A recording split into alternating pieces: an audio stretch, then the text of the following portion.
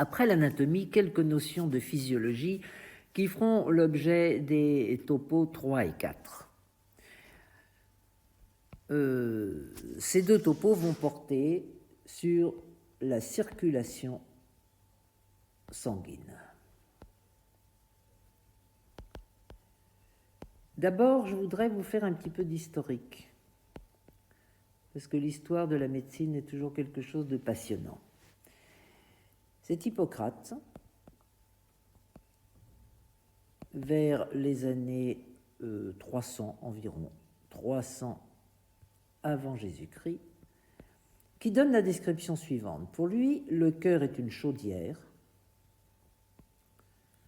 et de cette chaudière partent des veines qui contiennent du sang, mais ce qui est beaucoup plus extravagant, c'est qu'il en part aussi des artères qui, elles, contiennent de l'air. Il faut attendre plus exactement Galien, quelques siècles plus tard, puisqu'il a vécu vers 160 après Jésus-Christ, et Galien donne une description tout à fait intéressante de la circulation sanguine. Je vais vous faire un petit dessin. Alors lui, le premier organe, c'est le foie. Ce foie a comme particularité d'être un réservoir qui va recevoir les aliments, ça c'est le foie, et c'est comme une chaudière là aussi, puisqu'à l'intérieur de ce foie, il va y avoir une cuisson des aliments. Du foie, une fois que tout ça a bien cuit, part du sang veineux, qui va atteindre le cœur. Il a déjà noté que le cœur était séparé en deux, donc le sang veineux atteint le cœur droit, et de là, il va d'une part passer à travers le septum interventriculaire pour envoyer une partie de ce sang dans le ventricule gauche, et une autre partie de ce sang, toujours du sang veineux, va aller vers les poumons.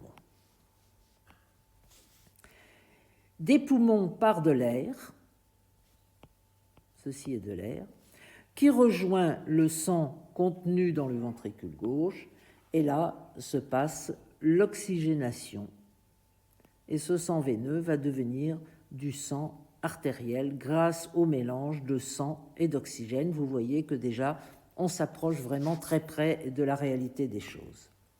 Ensuite, de ce ventricule gauche, ce sang oxygéné va venir en périphérie pour tous nos organes et sera consommé en périphérie. Donc ce schéma est tout à fait intéressant, mais on se rend bien compte que ici, par exemple, entre les aliments et la consommation en périphérie, il n'y a plus aucune relation. Que devient le sang? On ne sait pas. C'est Harvey. Harvey est un Anglais qui vécut au XVIIe siècle, aux alentours de 1600, entre parenthèses, protégé de Louis XIV. Il fallait des protecteurs haut placés à cette époque pour émettre des hypothèses aussi innovantes que la sienne.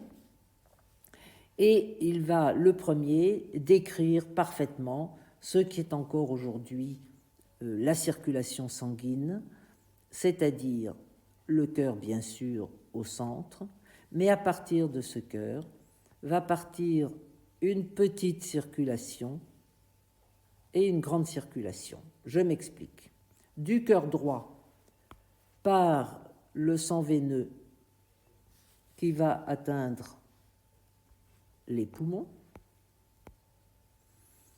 Ce sang est oxygéné dans les poumons et revient en sang oxygéné artériel.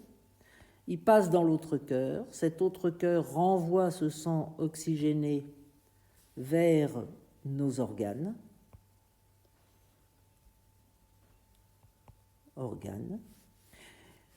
L'oxygène est consommé et le sang revient désaturé, donc de nouveau veineux, pour rejoindre le cœur droit. Et vous voyez cet aspect en 8 de chiffres qui montre parfaitement que la circulation est ininterrompue et nous savons que le sang, toujours le même, est utilisé, oxygéné, désoxygéné, oxygéné, désoxygéné. Voilà la circulation moderne décrite par Harvey au XVIIe siècle.